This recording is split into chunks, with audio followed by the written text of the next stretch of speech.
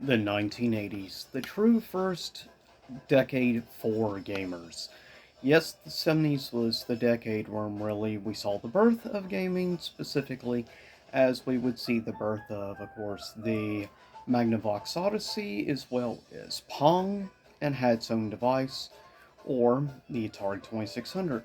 With that said, the first true decade, in my opinion, of gaming, at least historically speaking, and making a big splash was the 1980s. With that said, this is a special top 5 list, looking back at the top 5 game consoles of the 1990s or 1980s.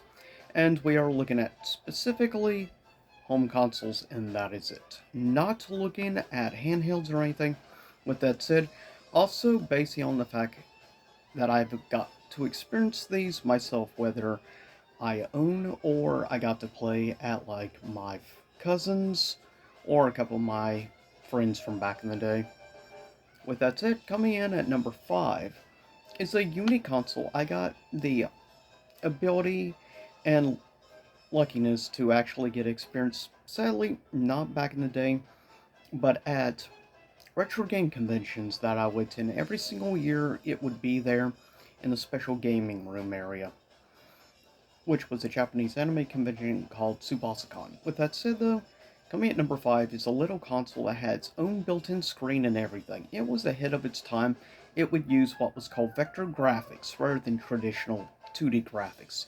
It was very much like sort of pre 3D, I guess you could say, graphics. Best way to put it. But coming at number 5 is the Vectrex, which is a very unique console, and its lifespan would only end up being, I believe, in total, something like 6 months to a year. Not very long. It would not sell hugely well. It was quite pricey, but keep in mind it has its own built-in screen, and the fact it actually had a pretty decent controller compared to many consoles of the 1980s. This game console was ahead of its time in many ways. It was also the very first one to have virtual reality headset, and I use that term loosely. But with that said, good luck trying to find one of these today as the prices are absurd. And the console library was only something like 27, 28 games total, so not a huge amount, but still is a great unique experience. If you've never seen the Vectrex, I recommend checking out the YouTube channel Classic Game Room from Mark, or also known as Lord Carnage. With that said, as he did multiple videos on the Vectrex. Coming in at number 4 is a console that I think was really in some ways kind of unique at its time period, as it was the very first console to actually offer backwards compatibility. Now, this one would be released in the late 80s. Now, I only got to experience this a couple times, but what I did experience, still pretty fun, though the controller was horrible to say the least. But some superb games in the backwards compatibility is what gave this an advantage. At 4 for me of the 80s goes to the Atari 7800.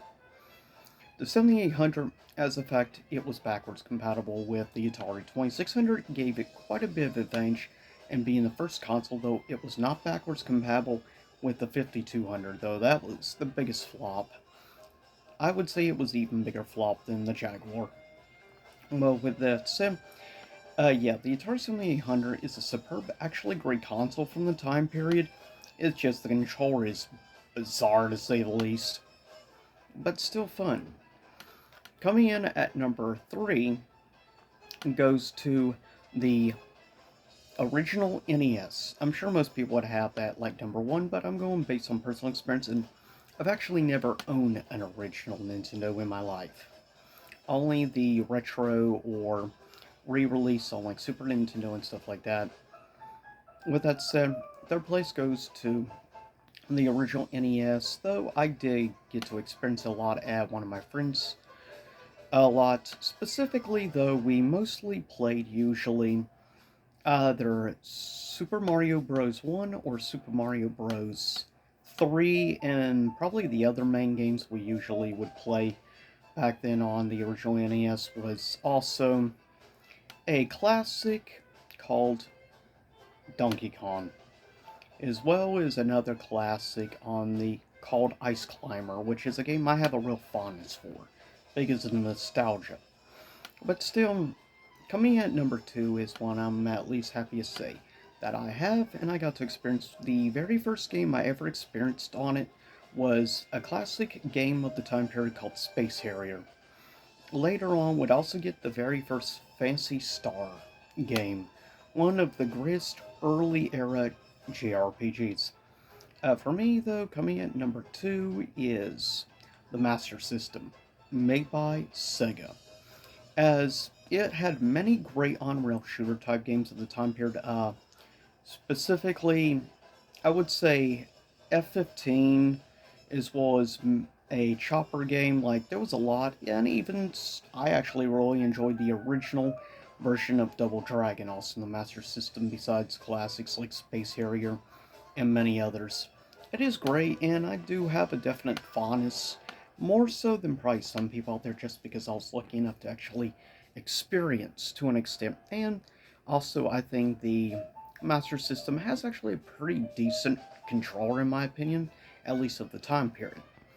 Now, with that said, coming at number one, and yeah, technically it did come out in like 89, so it counts. Coming at number one was the very first console I ever personally owned. So, big nostalgia and bias, admittedly, and also the fact it had Sonic 1, Sonic 2, Sonic 3, Sonic and Knuckles, and so on, as well as original MK1, 2, and Ultimate 3, as well as Street Fighter 2 Champion Edition, and many other great platformers, fighting games, on-rail shooters, and if you've never experienced and get a chance, try Truxton, because it is that good. Now, with that said, coming at number one goes to the Sega Genesis. And I mean, should it really be that much of a surprise? I am kind of a Sega fanboy, and I definitely was in the 90s, 100% yes. Because I still defend Master System. I think the Genesis is still arguably just maybe a bit better than the Super Nintendo, but admittedly, I'm biased because, well, I experienced Sega firsthand more than anything else. So, with that said, and I have a deep love and appreciation for the Saturn, as well as, of course, the Dreamcast is my all time. But with that said, that is my top 5 favorite consoles of the 1980s. With that said, leave a comment. What were your personal favorite of the 1980s? With that said, if you're curious the music in the background, it is called Pleasure Quarter, and it is from the game Gravity Rush. I do recommend checking the game out. I did a while back a full playthrough of the remastered version. Check it out. With that said, I'll see y'all next time. Stay safe and a good rest of what's left of January. And boy, is it cold right now where I am. But with that said, see you again soon enough.